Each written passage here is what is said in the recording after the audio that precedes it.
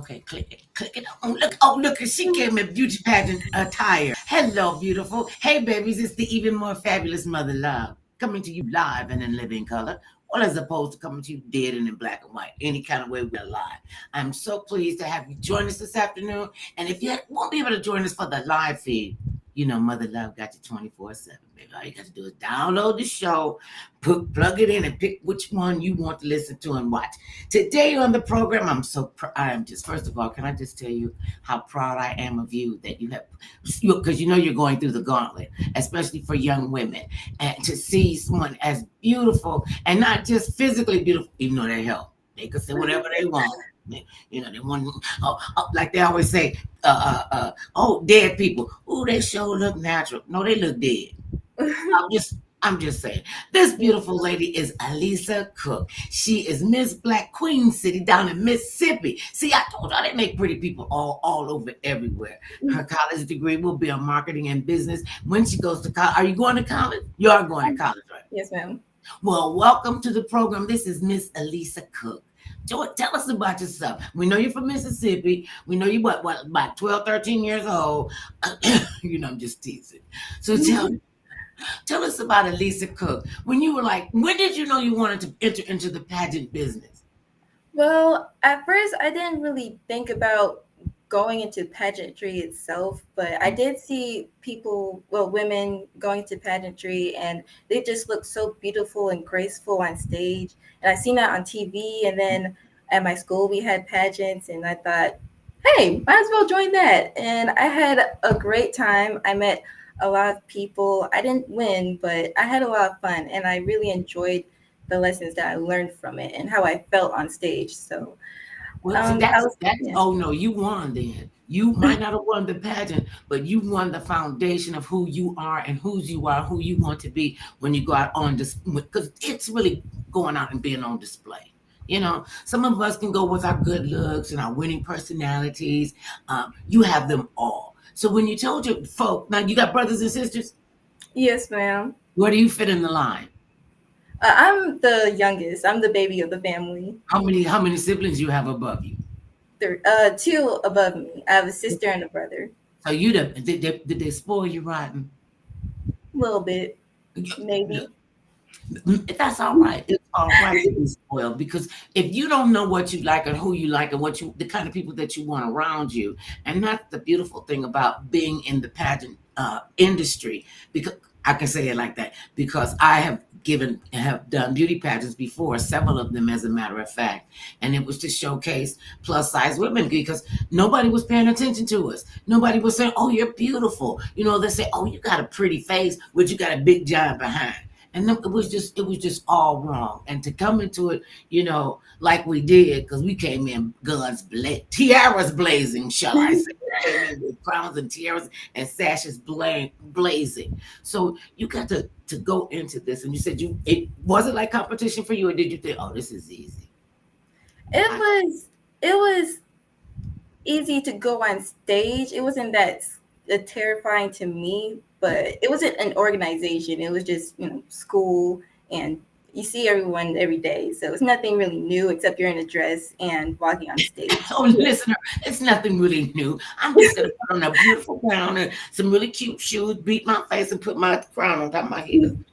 And all of us, when you put in the work and you're willing to do it and willing to do it, and you know that you don't ever know who's watching you, you don't know what kind of a impact you're going to have on who's in that audience for you.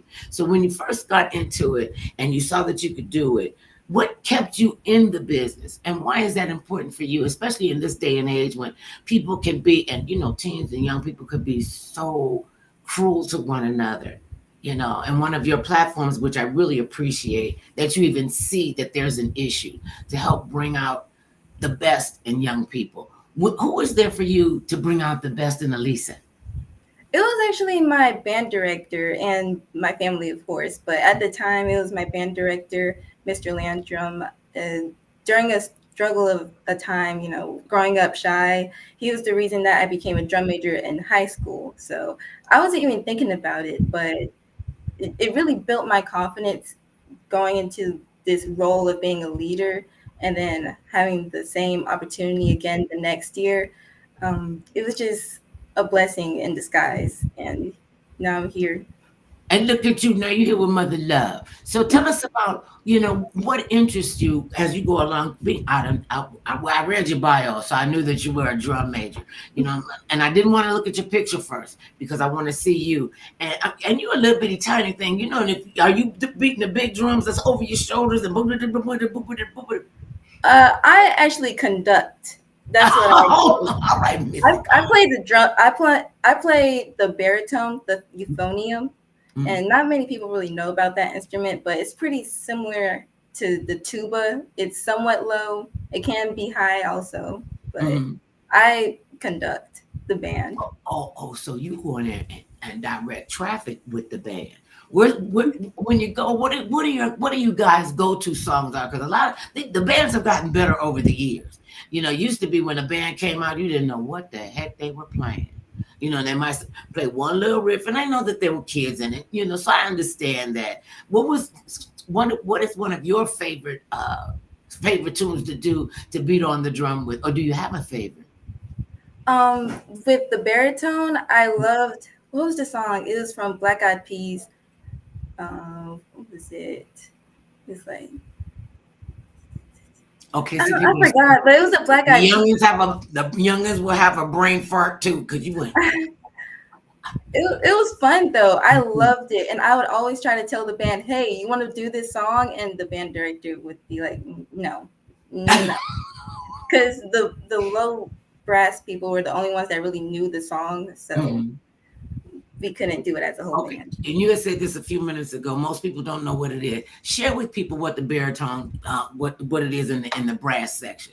Some people don't even know that a piano is in the percussion section. Shut up, mother. Yeah. Well, what I play is it's really hard to describe. It's just a low sound, but it can be higher. Mm-hmm. It's I play the euphonium during concert and Mm-hmm. baritone during marching season. Mm-hmm. So there's the difference in what it looks like, but it pretty much has the same sound, if you know what I mean. That's pretty cool. And so now here you are. Now have you graduated yet? Have you selected your college? Yes, ma'am. Where are you going? I'm going to Jones College. People still call it Jones County Junior College, Uh, but they changed it recently, so I'm just calling it Jones So what College. attracted you to the marketing industry, which with all the crazy AI going on, there's no reason for us to not, put in that computer the best that we have to offer, let it spit. It's a little creepy to me. Well, the whole internet thing was real creepy for me. And you young people just embraced it like it was water for life. And I had a computer a long time ago. We were one of the first people in our neighborhood to get the desktop. That's what they used to call them in the day. And it took 3 people to put it. I wouldn't even open the box. See, I'm from the old school, and I'm learning the new technology. I do this radio program, this podcast. So you got to be ready because it's a lot of work involved. Oh, shut up! Don't tell them you have the work to do. This is my other thing. You got to have them both on both sides. So when you wanted to get into that, what attracted you to the marketing industry, the marketing part of your life? Well, it's a pretty long story, so I'm going to shorten it. We got no, listen. This is a Lisa Cook and Mother Love show. It ain't like they can fire us off this show if we take it long. Okay, go on with the Yes, story. ma'am. Well, in eighth grade, again, trying to deal with overcoming shyness. So I joined FBLA, Future Mhm, Business Leaders of America, and that mhm, was during the COVID years. And so I wasn't able to go into the organization again the next year, but I mhm, did my sophomore year. So I went into public speaking and learned about business and even more with marketing and the math portion of the club and everything with that. So, and the class, really, that's where I learned math and the business and marketing.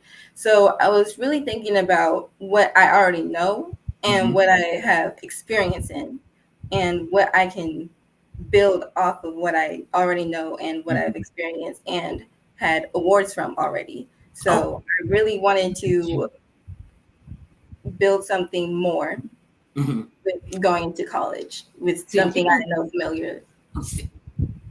When you know, you know.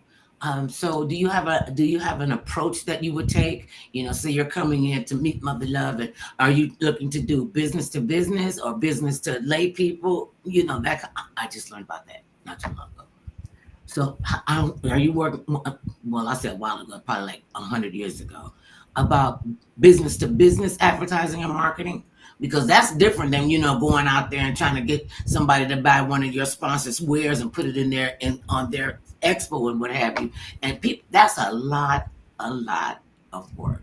I don't care Hmm. if you're doing a small expo or a major one. It's all pretty much the same. So when I mean, and as far as the beats are concerned, you're marketing to Mother Love. What do you want me to market to you? And so you can tell me I should pay for you. I would want to advertise with your marketing firm.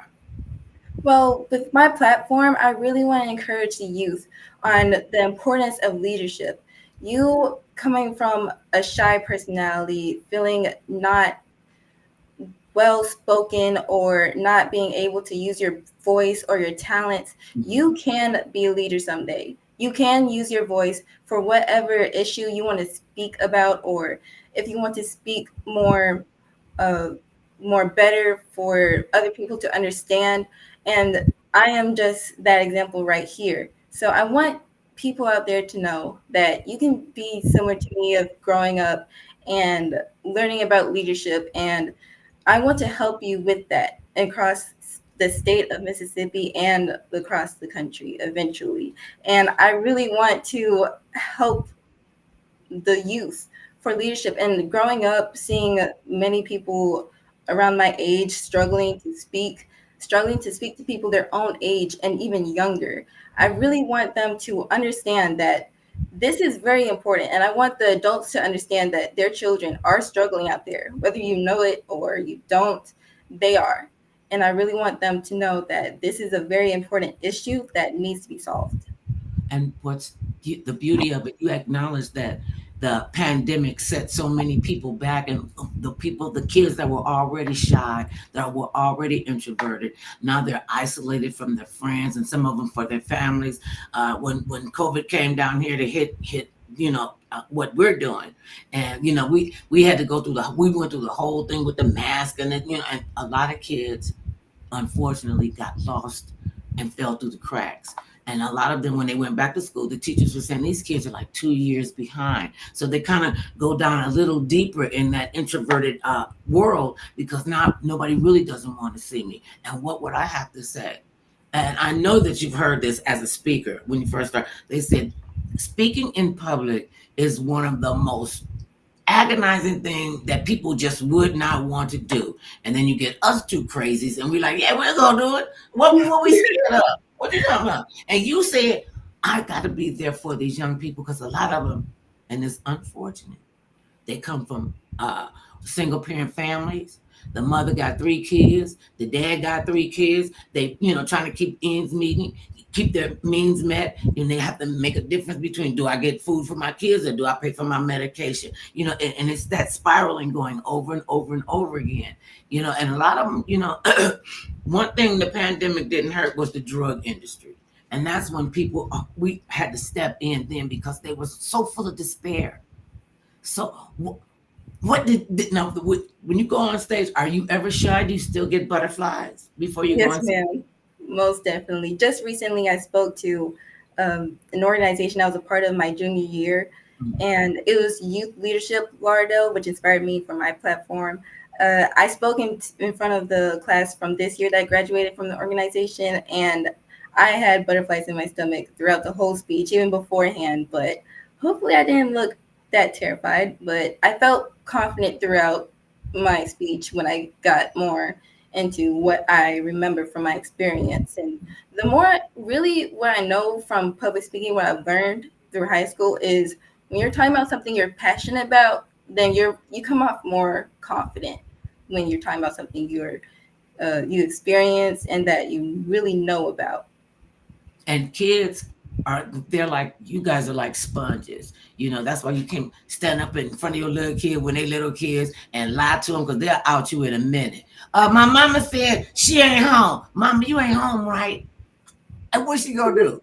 Children, they have no filter. And a lot of times, unfortunately, as nowadays the young family, the young single parent families are just sitting a device in front of their kids. Here, look at this. Here, wait a minute. Here, this is your cell phone, and your whole life is in it, and making this more important than interpersonal relationships. And we're losing that with all the connectivity that we had. Our young people really don't even know how to talk to each other one on one, face to face. And how does your generation, go through that process? Because it, you know what? If I had been I was born in the well, I was born in the right era. But if I had known then what you all have access to now, if I'd have had that then, I'd have been a scabillionaire. They'd have been making up numbers because I've I been over I with. hear that a lot. My dad says the same thing. See, so they know they Mhm. listen, and it's moving so fast. It's moving so fast. We can't keep up. We couldn't even keep up with the rules and regulations when God gave us the 10 Commandments. You got 10 fingers, you got 10 toes, and you can't remember 10 of them. Something. You got something. I don't care who you worship. I really don't. That ain't none of my business. And what my business is to connect more of us together, to be able to meet young people like you, to let other young people know you can be seen. You will be seen. You got to speak up because silence is a form of consent. So when you speak up, okay, and are you old enough to vote? Yes, ma'am. I'm 19. Okay, that's good to know because young people, you guys got to get out there and vote because this is your future that we're talking about. You are going to be the next group of waymakers and the next group of entrepreneurs.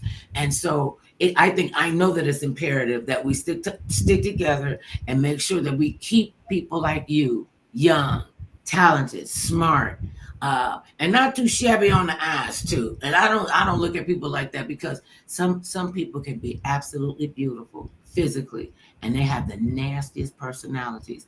And that's why it's important for people such as yourself to step in, to step out, to speak up. So you said your platform is for shy people. It's Are not you, or specifically just shy. were you an introvert? Yes, ma'am. I can't really tell if I was introverted or just shy. I feel like I was more on the shy side. Mm, I did want to speak. I was a very people person back then, mm. but during that time I was bullied a little bit, so it made me feel become more shy. So I spoke less and didn't mention anything about what I loved or any passions I had. So back then I was more on the shy side, but I did want to talk to people. Well, well, we see you gonna break out of your shell one day, and you gonna see. And once you out of that shell, once you take that bushel off of your life, you that's what you're supposed to do. You're supposed to shine. People are supposed to hear your story. And as a keynote speaker myself, well, I wear like 11 different wig hats. So each time I put on another one, I'm doing something else. That it's important to speak up and to speak out. And let me tell you what your audience is gonna always want from you, from your heart. Anybody can say a bunch of words, read a teleprompter. When it comes through your heart and your passion, you won't even have to worry about writing a script until you get to be my age and you need bullet point. What did I say back in 82?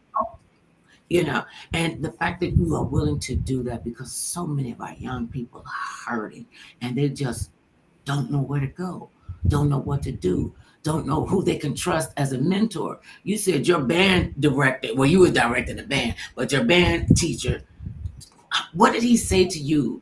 Because oftentimes when we see a light in other people, they don't see the light in themselves. So how was he able to bring that to you for you? Well, he brought his own opinions and thoughts Mm, into our discussions because we had a lot of conversations, but I don't remember specifically what he said, but I know the message that came mm, across, and what he practically said was do something that you're passionate about and don't be scared to do what you're wanting to do or what you're looking at. If you're looking at it, try it. Don't be afraid of um, you know going for what you want, and not to have not to go for things just because other people are going for it. Don't stress yourself out with those assumptions of thinking you have to do something because everyone else is doing it. Do what you are passionate about and lead your own way. You have to, and all of us are here for a reason. I don't believe that we are here by happen chance. I don't believe that you meet people by mistake. That's just not in my, and when you make mistakes, admit them. Don't try to cover them up. Let them know, hey, I made a mistake. My favorite one that young people used to say, my grandkids told me I was outdated. Where you say, my bad. You knew that, you're owning that mistake. And a lot of people don't really understand, especially young speakers coming in. They think, when I make, what do I do if I make a mistake? Baby, they don't know you making a mistake. They don't even know don't fret that. Do not fret that, because they don't. Go ahead. That's what I learned for my competition. But for the judges, for my public speaking competition in FBLA, they don't know my speech. We write it months beforehand. So if when I messed up my first competition, I won first place, and I messed up completely. It was off script. The first thing I said was off script, the whole paragraph. So and even the ending pretty much. But the very ending I really remembered because that's the conclusion. The conclusion is very important. But yeah, not everything will go as planned. No, most of the time, that's why you plan and you tell God, He'll laugh at you. Oh, that's what you gonna do, baby. No, put that off the table. I got something for you to do. And young people, well, I don't know what to do. Sit down, get in a quiet place, get around people that you trust. And that's a big factor now with young people, because, especially the ones that are in the foster care system. They put these kids in the system and they give them absolutely no foundation. I mean, you got to fight like a tiger to be able to come above that. What is your fight like a tiger like? When you fighting like a tiger, when you got to go in and fight like a tiger. Fight like a tiger. hmm That's when you got to get claws out. You got to keep the people around you from What being I toxic. look like For you, when you're with, when I'm struggling with something that I'm dealing with. Is that what? Oh, well, I pray. That I'm a Christian myself, so I pray and I talk to God, going through um, mhm. a situation that I'm going through. I prayed before this interview to help me, be confident with Well, my speaking and, you know, be getting my still my point heart. across. Be still my heart, because I know when love is, and I know when people say, I pray, for before this interview. First of all, this is not an interview, baby. This is a conversation between Miss Elisa Cook, who is Miss Black Queen City down in Mississippi, MISSISSIPPI. When we was wait to spell that one. And prayer is so important. And like I said, I don't care who you worship. Just know that you're not on this planet, because God doesn't need our help. And we always want to help God. We always want to bargain with, well, Lord, if you send me a good husband, I'll lose 50 pounds. Why are you bartering with God? You know how stupid you sound bartering with God? Come on, really? And then you wonder how come your life is going to hell in a handbasket, because you don't want to pay attention. Because people don't understand. Being a Christian is a daily process. It's a daily work, because Satan is alive and will strip you buck naked. Don't care nothing about how pretty you are, how cute you are, none of that. Because that's what he's trying to get. He's trying to get all your little titty bits. And what y'all need to understand is Satan believes in God. Okay, because if he did, why you so fearful? Why you so fearful of his children? What's the deal? What's the deal? And that's why when I wake up every morning, I thank God for Jesus, and He says that heifer is up again. I got it. I'm just letting you know.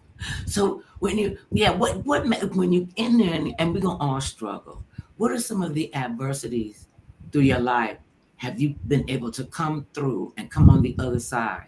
And how much did you grow from that?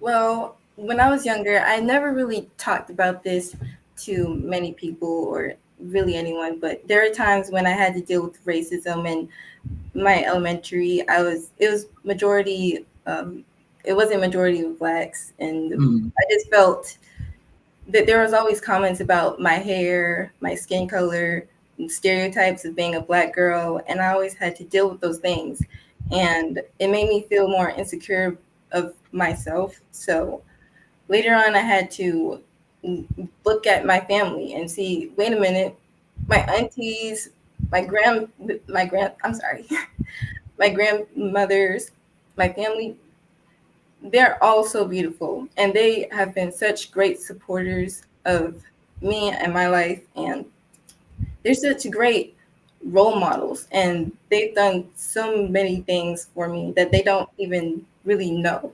And I'm just so thankful for them. And really being around them, looking at them, it really pushed me through my obstacles, and as well as my faith in God and Jesus and my father. My father and my mother are very uh, great representation of who I am today. And just my family and my friends have really put me over the obstacles that I've dealt with in my life. So again, what are some of the obstacles? Because as young women and young women of color, uh, we will go through that. And I understand the importance of a familiar foundation, and that village surrounding us to help us get through whatever it is we need to get through at the time.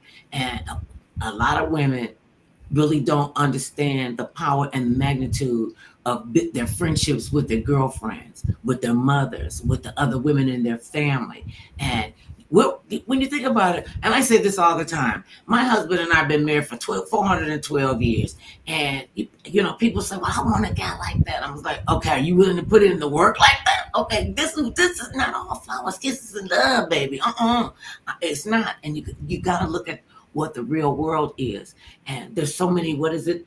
Artificial intelligence, and you can go in the viral world and put a big giant eye goggles on, and you just be out there in the world and don't have the skills, the human skills once they get out. Uh, and they really start, and I wish they would listen. It's artificial intelligence, baby. It's artificial. It's got to do what you say it to do. So how are you faring with with the new technology and artificial intelligence, and how a lot of it? I mean, they can make you a whole face and make you a Barbie doll. Anybody tell you look like a Barbie doll? No, ma'am. Oh well, they need to come to you. You look like a Barbie doll. I mean, you're a lot prettier than a Barbie doll, but you got that thing going on. Which I'm just saying. Now, they are worrisome. Me and my classmates have talked about AI, and even though AI in the classroom is a little different, but in the world, especially with celebrities, I've seen celebrities deal with AI, with fans making very inappropriate images of them. It's very worrisome to think about and know that this is still going on. So it's not a very great thing at Uh, all. that's why we have to stand in the gauntlet to watch them and check their behinds and say, okay, that's you going too far with that. And Hmm. it's been around for a long time. I mean, you think about, well, you're probably too young to remember when there were telephone operators, when you could actually dial, and 911 was not universal like it is. If you didn't have it in your city, state, it was going to be something to say. And now that we have the advent of the internet, for me and to me, it's like we're isolating ourselves even more. And that's why I think programs like this are important. So I'm still a boots on the ground, don't have a problem with getting my fingernails dirty, because I'm just gonna pick them off after I get finished with the dirt. So, you know, and to be able to stand up. And you said that you too, as a young girl, you have had to deal with racism. You know what I think? I think when they be like that and want to dog you out and what they call them and be haters instead of congratulate, they want to bring you down. And 99.9% of it is because they are jealous or envious that you had the nerve. I don't know who you think you are. You had the nerve to step up and step in. So you must think you're better than us. Have you ever gotten that one? Uh, That heard, you heard think you're that? better than us? Look, yeah. Hey, they only jealous. That's all. You got to wear that stuff light, my dear, because you don't need to have all that crazy going on. So now, when you talk about you want to be here to inspire shy kids, and they're introverted. That's the fancy word for introverted, extroverted, outroverted, overtro. You know, and Extroverted, yeah, introverted. yeah. What is your approach when you're talking to children, and how young are the children you're approaching? Because you said young children and older kids, older teens. I'm thinking 6 years old. No, yes, 6 years old to 13, and 14 to 18. Oh, I want them to be separate, due to the growth of the brain and having different experiences, mm, during grades and others. I'm thinking of having elementary, middle school be more on the language of the terms of leadership and what it means to be a leader, and more on the games and having games as well. And high schoolers, high middle school, or depending on what school you go to, uh, they go out into the community talking to leaders and talking to business leaders and just community leaders all around. That's what we did for the organization I was a part of my mm-hmm, junior year.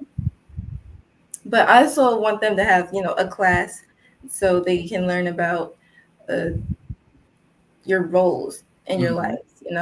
You're a sister. One day you might be a father or a mother, and one day you might want to have a business or not business. But you mm-hmm, also need to have leadership in your life. One day you might have to lead a team for your game or for a business, of course, and just your job. mm-hmm. See, and when you, because you got to be ready. You got to be ready when those opportunities come along, and you really don't ever know where they're really coming from. So you want to be in that audience, in that position where they could show you.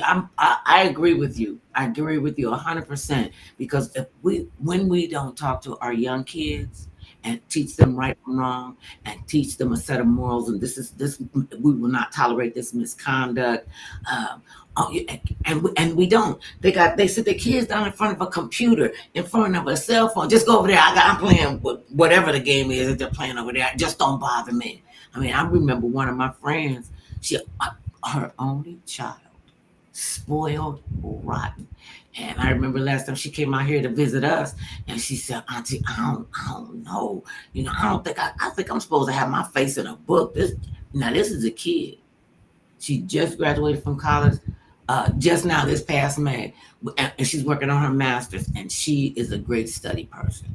And she said, "I knew I could get it. I didn't have to be bothered with that because." Now was it? Did you grow up in a neighborhood with the gun violence and the drugs and all the crazy stuff? When I was younger, when I was Mm-hmm. little. Mm. So So it's a blurry memory. yeah, yeah. Some stuff you young people don't need to know. I tell them, don't become your parents. You don't want your parents to become your best friends. Get your own friends. And so when you're out there and you're doing what it is you do, I gotta tell she not only is she talented and beautiful, you're an honor student. Yes, ma'am. I just accepted in the position of being in the organization, but that was right before I graduated. So But I that was is excited when I had the news for the what was it, National Honor Society. That's a big doing on your part. And nowadays, when everybody is looking at you, they're looking at your resume, picking your resume apart. That's where our AI comes in. Write me a resume for Month of Love and being a talk show host. And I'm telling you, it wasn't even 4 seconds before the thing came up, and I was like, "Oh, this is creepy," and I couldn't get off of it. I was AIing on everything. They came up to me, and my husband said, "Give me the phone. Give me the." And I'm like, okay, because that could be a lot of work and a lot of stress, and trying to keep up. And how come I don't have 100 million people liking me? And and that in of itself is sending our kids through stress when they have dissected from the connection with their family and their friends, and they get on the computer, have all this crazy stuff on it. Have you ever worked the hotline, suicide hotline? No, ma'am. Worked on it.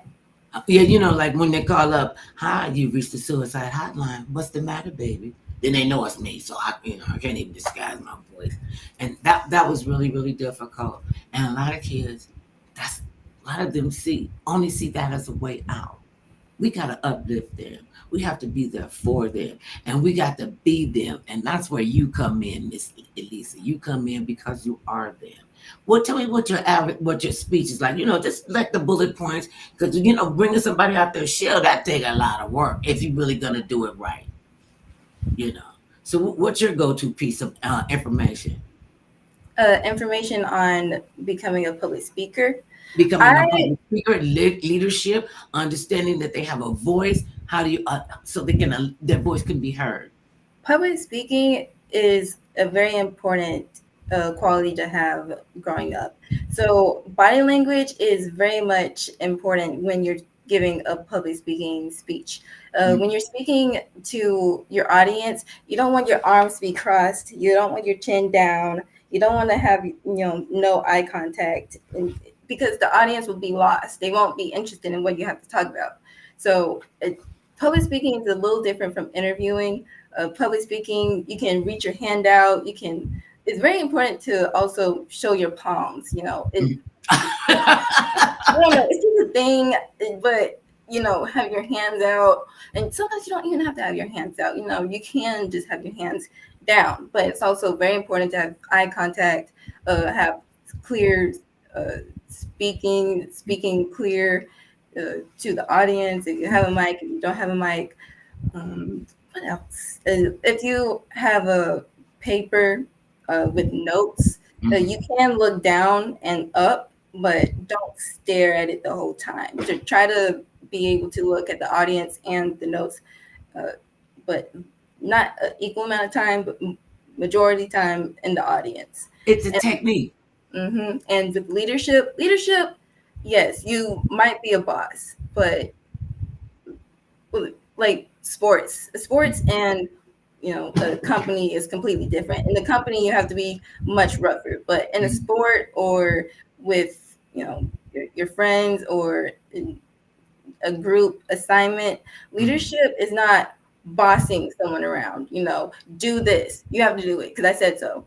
That's not what leadership is in here.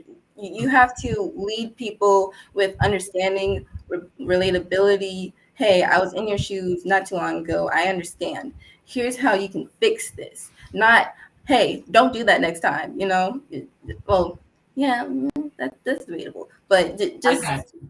Oh, relatable and keep your point across. wait a minute. This is too funny. Okay, so uh,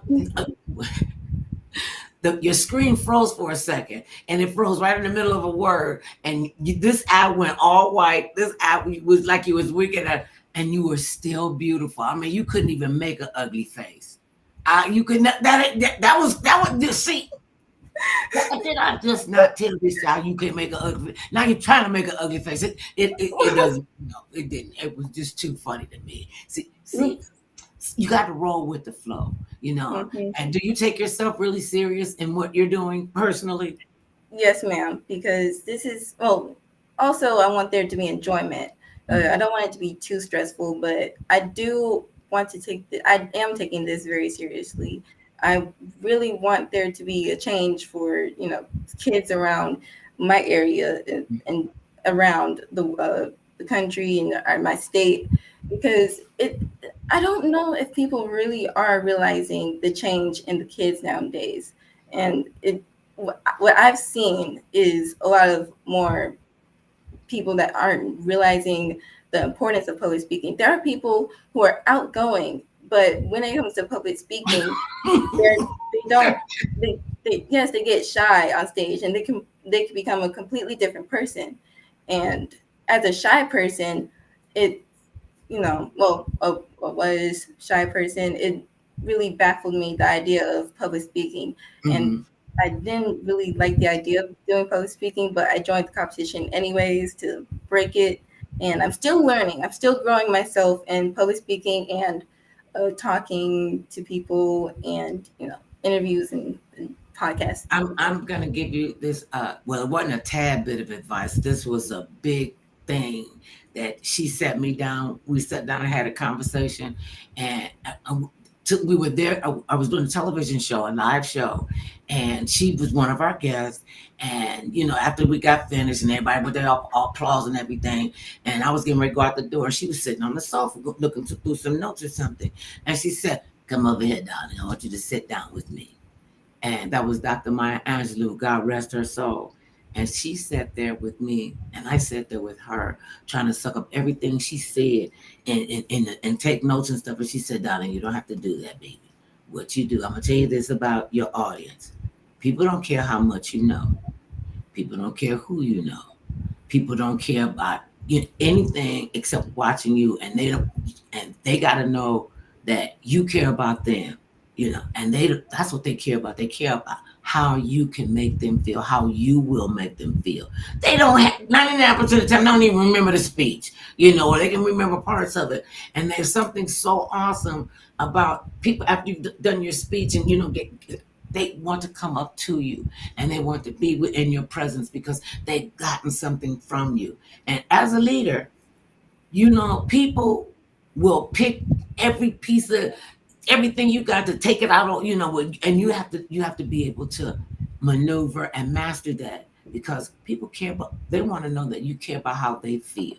And when you take them out there, because you can't buy that, you can't produce it. It's there or it's not there. And when it's here, you will never go wrong. You won't fall on your face. And like I said, even if you fall down, they won't even know you fell down, or they'll come and help you get up. I remember I was doing stand-up comedy, and I had my arm in a sling, and I'm at this club, and like I'm the blackest thing in there besides the wood, and my arm was in a sling, and because I had just had surgery on my some glands or whatever it was, so I got my thing with the glitter all over it, and some big drunk guy came up and picked me up and twirled me around like a rag doll. And people said, I don't remember that being this guy was so drunk, he literally picked me up. And this is when I was a heavy woman. Really picked me up, twirled me around, and he tripped and had me laying on my back. And he was like, I was like, please help me. Can you get this crazy person off of me? And they put him out the club, and you never know where they're going to come from. And I was like, oh, I'm not going to let him stop me from doing what I do. He ain't going to have that much real estate in my head. He will be a footnote. And because I am going to talk about you like a dog. I just told him, preface, I'm going to talk about you. And you have to know who you are, and making sure that you're in a safe environment and that you're around like-minded people. Because even when they love you, they don't even really understand what that means. How do you handle your celebrity when you go out? That was all I had to say this. How do you handle your celebrity? My celebrity. I don't Yeah, really see your myself height, as everybody knows you, well, maybe in your case, you're not a celebrity because you are a star. And when you go out at night, you let that star shine on other people. What do you hope they get from you when you are speaking, when you are in their presence, when you talk about leadership with them? I hope they gain that I'm sincere about what I'm speaking about and my passion and what I experienced in my lessons throughout the years of learning about leadership and learning about public speaking. And I really hope they gain the knowledge of what I'm talking about with them. So, did you? Oh, you already told me you went to Jones County College. Did I remember that right? Jones College, yes, ma'am. Okay, that's a good. So when you, like I said, when you're out and about and you're not wearing your crown, what does Elisa like to do when you're just being Elisa, not the leader in just the cool chick world? I love to draw. I love art. I love to do that. I love to read certain books, but I always forget the titles. But I love the stories, so that's the most important part. um, what else? I love to talk. I do talk about shows that happens that's on TV. Well, it was really during the Marvel time Mm-hmm. when they're having really good Marvels movies coming out. But I played basketball throughout high school, so I talked about basketball games. I talked about football games because I was in the band. I talked about Yeah, because Mississippi playing. is a big college fan. They got a lot of college schools. Mhm. So have you played been a drum major at school now, at your new school now?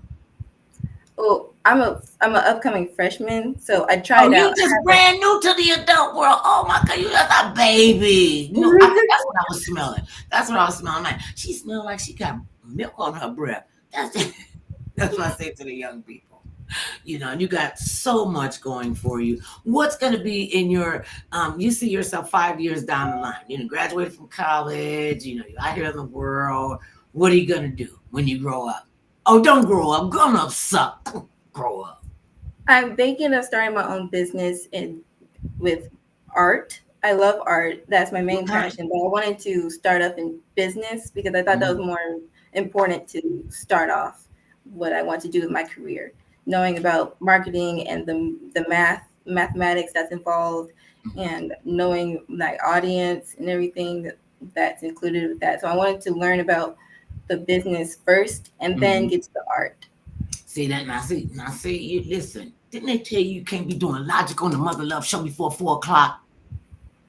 You talking about I'm gonna start my own business. I'm gonna start with business. I'm gonna start with, and then I'm going to art. Well, speaking of art, uh, what are you? What kind of artist are you? I love to sketch. That's Mhm. mainly what I do, but I also love painting. When I paint, I tend to do landscapes and also people, but I'm still learning on the people part. I really want to get to the colors, but right now I'm pretty much just black and white. And You will be able to do all that you want to do because you not because you are doing what your assignment is. And oftentimes that you don't you pick the assignment or the assignment picks you. And see, and then you could turn around and say, "Oh yeah, I did this, and this." Don't never rest on your laurels because see, when you start resting on your laurels, you do know what that means, don't you? Resting on your laurels. never mind, I Okay, never heard that. okay. Back in Greek mythology, they used to wear these little leaf crowns and stuff. And the male warrior, I know you've seen that in some of these movies where the guys have the leaf on, and it's like a crown that fits down here. That's what I was telling you. That's your laurel. This is called Lauren, a laurel, and and the higher up you go, you get a different role, and then they come in. And don't rest on your laurels because resting on your laurels means you have stopped growing. When you stop growing, you need to give it up. Go find something else to do. Go pound sand, whatever it is. But when you don't, and I'll tell you this, and don't you tell them I told you this, girl. You know, when you're doing what you love and you're doing what you do, you will never work a day in your life. You know what job stands for, don't you? Just over broke. And you don't seem like the kind of young lady like broke job. What? Well, job that get too jobby because when you have that spirit of leadership in you, I always say, for me, and I'm a pretty smart chick, when you come to think about it. If you sat right down, I couldn't even do nothing with a laurel hat. Uh, and you have to sit down and be all right with you. When you see, because we don't have flaws. There are none of us that are perfect. I ain't even trying to go for perfect. Like, I'm just trying to stay on God's good in God's good graces. Because I know I'm gonna have some explaining to do. I do when I get up there. My husband gonna get in. They go, come on in, sir. You did a wonderful job with your wife. Even if I came in behind them, you sit right here at the mercy seat, Missy, because you got some explaining to do. Have as little explaining than me. So you gotta, and this is a big job in a leadership role. What is your strong points? Your top three strong points when you walk out on the stage or when you're making a presentation to your young shy kids. And after they see you go, you look like you're just going to and snatch all the baskets off of their life. That's my rendition. Because when you harbor your light under a basket, you can't really see the light. Knock it off. Don't be scared. Set the world. Send them out there. Jump on them. So when you said you like to go, you like art and painting. I was gonna tell you, that's the newest way to start to garner wealth. Because you sound like one of those generational wealth persons. If it didn't come from your parents, and if even if it did, then you got to keep it growing. And one of the things that we as women and African American and people, brown people, don't have that sense of urgency of familiar and generational wealth. They're like, I got mine, you get yours. And it's important that we open up to other people and start within ourselves. And when you start pulling back the layers of Elisa, of what did you see? Who did you see? pulling back the layers of Elisa. Hmm. Because you're still young. You probably don't even have a bunch of layers on you yet. To be pulling layers off. See, that's why it's hard to think, oh, what? I'm still trying to I'm trying to get my woman layers on. You know, and my lady, like, that was me. I was having a flashback. I used to tell people all the time. They was like, but you're a nice, I'm like, I skipped over ladyhood like 50 years ago. I missed that part. I missed that. Now I'm getting back. I'm getting into the lady parts. Now, you had said, I was asking, what are your three strengths when you walk out on stage and you know you're going to leave them something? Relatability, understanding, and giving a lesson. That's the main three that I bring Mhm. into it. Now, when you say young people, are your classes or your path, is it just for young women or is it for young people, men, boys It and girls? Yes, ma'am. It's for young men and girls that, and they don't have to necessarily be shy. I do open doors for people who are also rambunctious and who are just wanting to learn about just leadership. Being like, I want to do it, I want to do it, and I would love for them to be involved in this as well. Mhm. That's really cool. So now you still keep relationships with your friends. Are you building new relationships as you go? And how important is that for you, whether academically or socially? Both actually. I still am in contact with my friends and building new friends with for the people from the people in the college I'm going into. Mhm. And what was the last question you asked? Oh, see, now you got to be paying attention. You got way more brain cells than I do. I Look, I'm know I know trying you to asked. Am I still in contact with my friends with your friends. and if I'm gaining new friends? Oh, see, you did remember. See, sometimes I say stuff that makes sense. So you're still very young, and where do you see yourself in 5 years? This is after you got your first degree. Why did I know it's gonna be? It was just gonna be the first one. Then you go, oh, I might as well get my master's. Okay, well, I can get a PhD, so I could be Dr. Lisa Cook.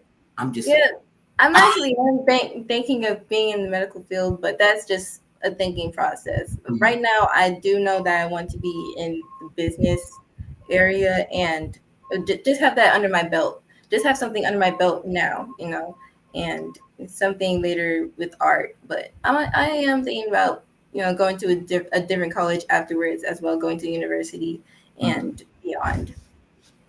Could you live? Would you live somewhere else besides Mississippi? And if you did, where would you go? I don't know. I don't know if I can see myself in a different country, not country, state. Um, I do love Mississippi, Mhm, but Alabama is a nice place also. I do love mhm, the Alabama there, and they have a lot of job opportunities. They have a mhm. lot of job opportunities in Georgia too, but Georgia or Alabama. I don't want to Thank be you. too. I don't want to be too far from my family. I'm Oh, sorry. that's when you know. And did you know that the average person does not live? They'll live in that same the 25-mile radius and won't go outside of that. That they live and die in born, live and die in the same city. I no, they're gonna find me on somewhere. I I have. Do you like to travel? I would love to travel. I don't travel much, and but I would love to one day when I have Where my would own. you like to go? Money is no object. Money is no object. You can take three people with you, make four. Money is no object. Where are you going to take you and your other three people? Money is no for object. Remember, for four traveling. people. Four people.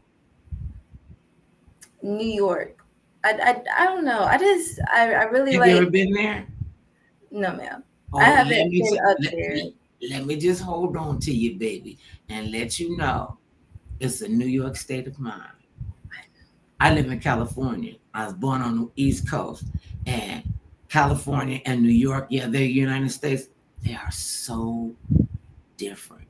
The energy in New York is like super fast. Everybody walk fast. Everybody dress real nice. Even the homeless people dress real nice in New York in the wintertime. I'm like, what kind of action is this?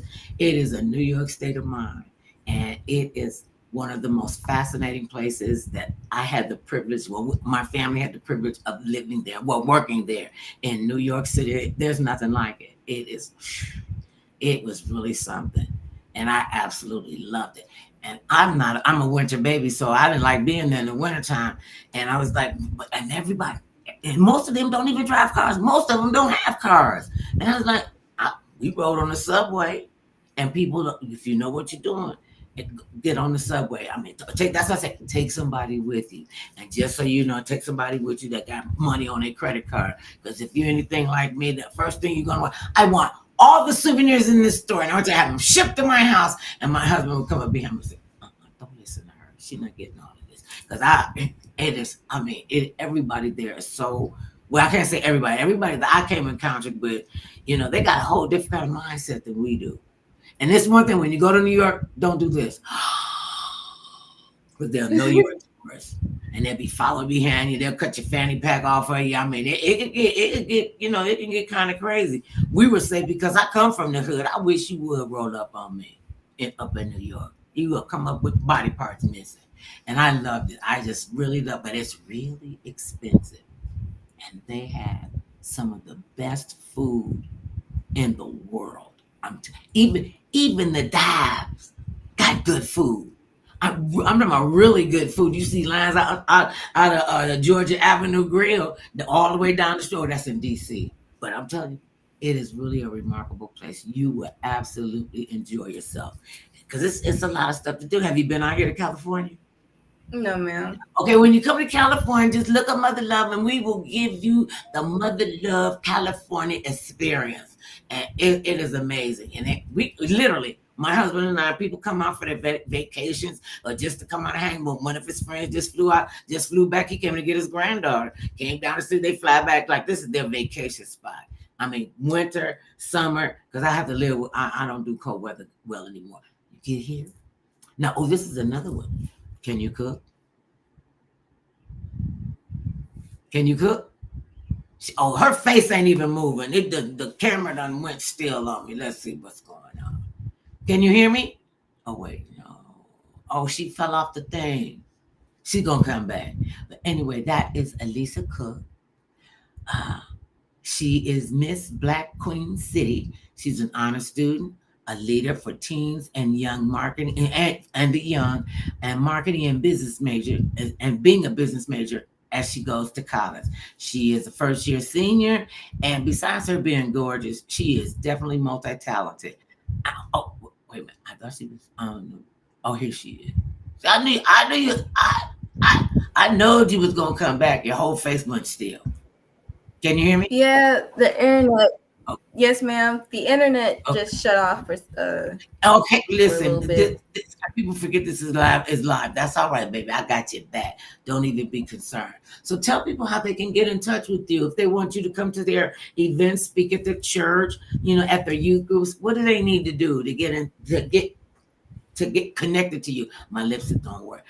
To get connected, and they want you to come and be a keynote speaker at their event.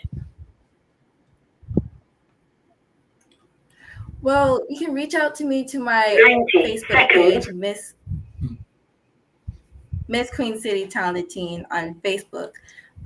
There, and you can also reach out to the main pageant, Miss Black Mississippi USA pageant, on the website So and you think email. so do you think as you get older that you would want to participate like in the Miss America, what is the Miss World Universe?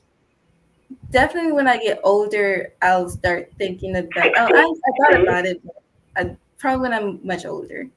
Oh, you said much older. Oh my God, I have shoes older than you. It has been such a joy to chat with you, baby. Just know that I am here. And thank Miss Cynthia Busby because that's our girl. We love her. Yes. And also, I want to share what the pageant is. Also, The what? the pageant. Uh-huh. The Miss Black Mississippi USA pageant is a preliminary pageant dedicated to African American teens and women for the Miss Black USA Scholarship Pageant. It leads to a national competition where African American women Oh, wait. from all states compete to become the national. Well, that's wonderful. Thank you. That was Elisa Cook. And remember this, babies, no matter how big or 10 tall, seconds. short or small, thick or thin, it matters not what skin you are